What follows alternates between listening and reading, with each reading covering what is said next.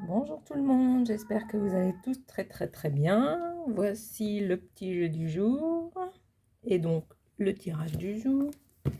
Allez, on y va.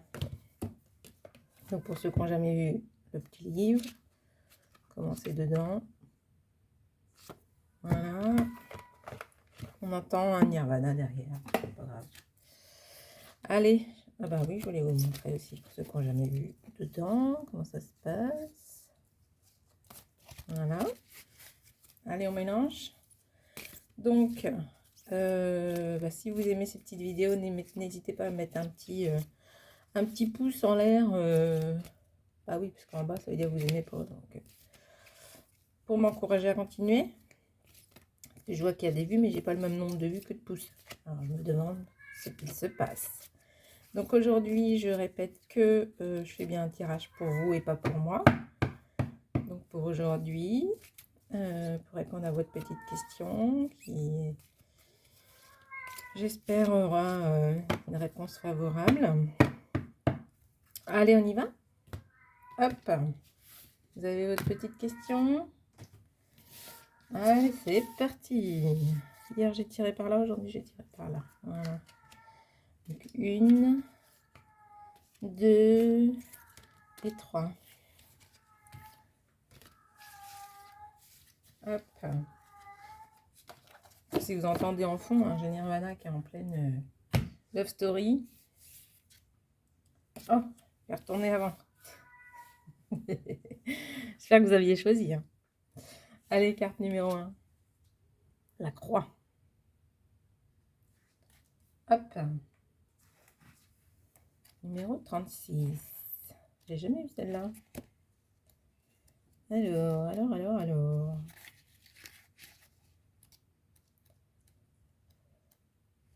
Ah bah c'est la dernière. Tout comme la carte du deuil, de la moisson ou du fouet, cette lame est souvent crainte et redoutée. Ici, l'expression « porter sa croix » semble prendre tout son sens. Associée aux épreuves, au chagrin, à la solitude, cette carte déteint beaucoup sur celle qui l'entoure. Sur le plan professionnel, elle symbolise une période difficile qui obligera une remise en question, à une introspection, à beaucoup de sacrifices. Plus que jamais, le consultat devra prendre sur lui. Bien entourée, elle signale toutefois qu'il ne faut pas baisser les bras, qu'il faut garder la foi et l'espoir. À tout cycle négatif succède un cycle positif. Sur le plan sentimental, c'est l'image de la solitude, du repli de soi, de l'illusion, de fausses croyances, de problèmes divers, d'épreuves et de tristesse. Oh, c'est pas gai dès le matin. Alors, j'espère que vous n'avez pas choisi celle-là du coup. La 2, un pain de cœur. Le cavalier. Alors. 2. Non, c'est pas du tout la 2, c'est la 1. Oh, c'est rigolo, on a eu la dernière carte et la première carte du jeu. Alors, c'est une carte de mouvement. Elle est donc dite rapide. Son influence s'exerce sur une période rapide. C'est la lame des bonnes comme des mauvaises nouvelles d'une annonce. Elle peut aussi symboliser la précipitation, l'urgence et la rapidité. Elle signale Elle signale une période marquée par des déplacements ou un voyage. Lorsqu'elle apparaît dans un jeu, elle donne le feu vert pour agir, entreprendre et donc démarcher.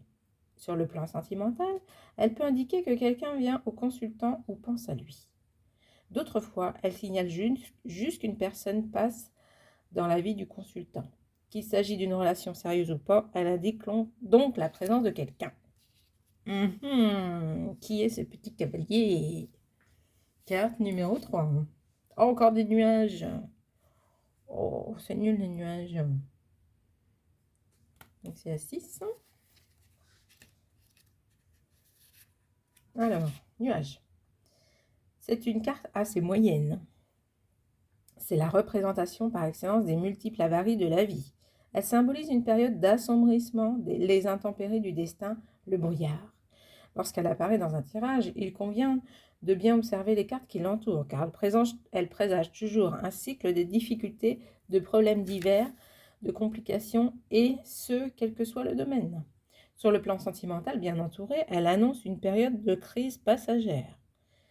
Avec des cartes dites négatives, c'est la rupture suite à la détérioration d'une relation.